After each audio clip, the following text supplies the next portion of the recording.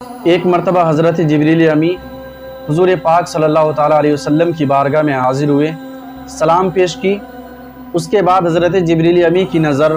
حضور پاک صلی اللہ تعالیٰ علیہ وسلم کی طرف گئی تو حضرت جبریل امی نے دیکھا کہ حضور پاک صلی اللہ تعالیٰ علیہ وسلم کی ایک سائیڈ ان کے شہزادے حضرت ابراہیم بیٹھے ہیں اور دوسرے سائیڈ ان کے نواسے حضرت امام حسین پاک بیٹھے ہیں۔ حضرت جبریل امی نے عرض کیا، یا رسول اللہ، آپ ان دونوں شہزادوں میں سے زیادہ محبت کس سے کرتے ہیں؟ یا آپ اپنے بیٹے ابراہیم سے محبت کرتے ہیں زیادہ،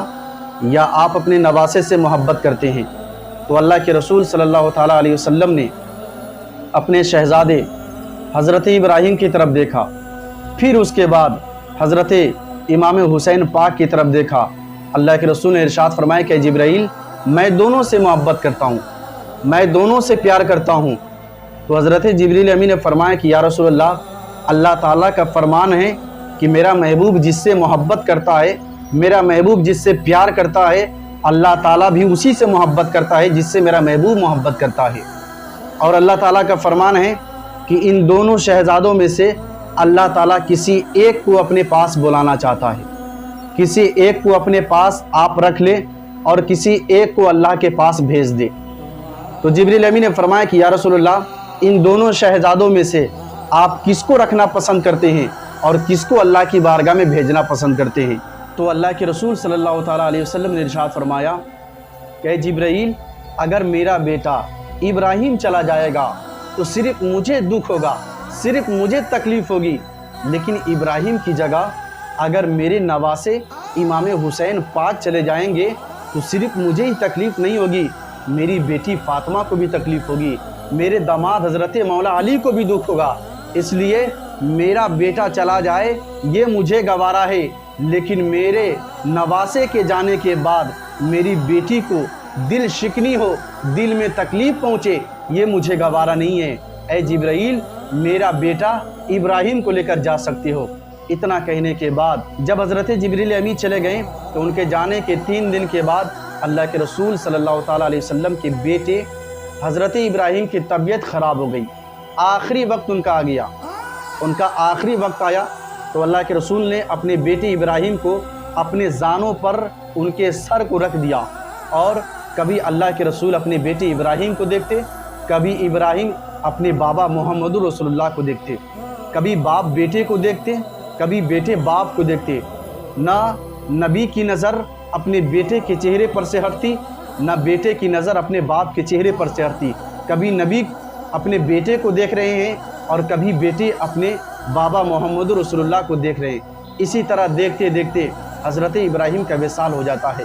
حضرت ابراہیم کا وصال ہو جاتا ہے، حضرت ابراہیم کا انتقال ہو جاتا ہے۔ تو اللہ کے رسول رونے لگتے ہیں۔ صحابی نے کہا کہ یا رسول اللہ، آپ رو رہے ہیں، آپ رو رہے ہیں، آپ نے تو فرمایا ہے کہ رونا منع ہے۔ تو اللہ کے رسول نے فرمایا کہ اے صحابی، جو کلیجہ پیٹ پیٹ کر روتے ہیں کسی کے لاش پر، اس کے لیے میں نے منع کیا ہے، لیکن اگر کسی کے گھر میں کسی کا انتقال ہو جائے تو رونے سے کوئی اپنے آپ کو روک نہیں پاتا ہے، کسی کے لاش پر کسی کے آنسو بہہ ہی جاتے ہیں۔ اس لیے میں نے جو کلیجہ پیٹ پیٹ کر روتے ہیں میں نے ان کو منع کیا ہے، رونے کے لیے میں نے منع نہیں کیا ہے۔ اس کے بعد اللہ کے رسول صلی اللہ تعالیٰ علیہ وسلم مسجد نبوی میں بیٹھے ہوئے ہیں، مسجد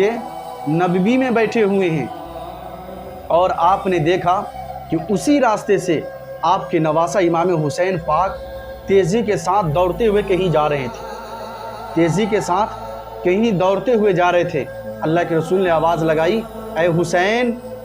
اللہ کے رسول نے آواز لگائی، اے حسین۔ حسین کا بچپنے کا عالم تھا،